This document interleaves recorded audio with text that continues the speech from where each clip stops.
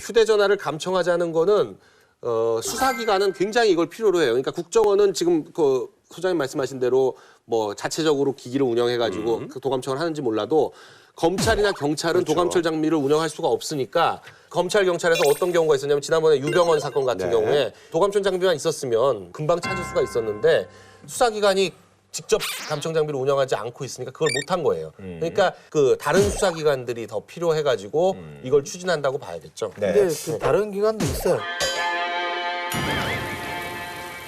2014년 9월 현재 보면 경찰청이 197대, 대검찰청이 175대, 국방부가 17대, 관세청이 4대, 해양경찰청 지금 없어졌죠?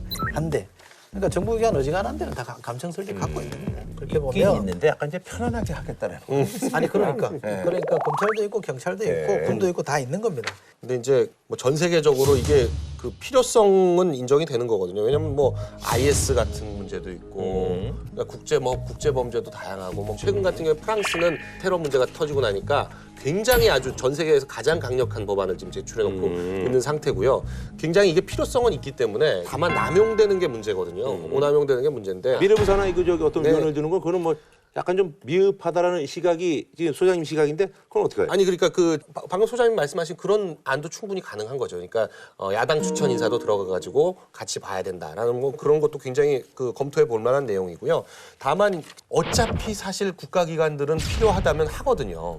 근데 차라리 법원에 영장 없이 감청하는 것을 엄격하게 막아가지고 만일에 그런 그 감청을 한다라고 하면 그런 사람들을 처벌하게. 뭐 사실 우리는 지금 전직 국정원장 2명을 이 불법 감청 혐의로 처벌했던 역사가 있기 때문에 충분히 국가기관에 의한 오남용을 방지할 수 있는 이미 선례가 충분히 있는 거예요. 그러니까 남용될까 봐 아예 못하게 한다 이거는 지금 이 국제화되고 있는 범죄라든지 이런 여러 가지 상황에서 우리나라 수사기관이나 우리나라 정보기관의 손발목만 묶는 결과가 돼가지고 바람직하지 않을 거고요. JTBC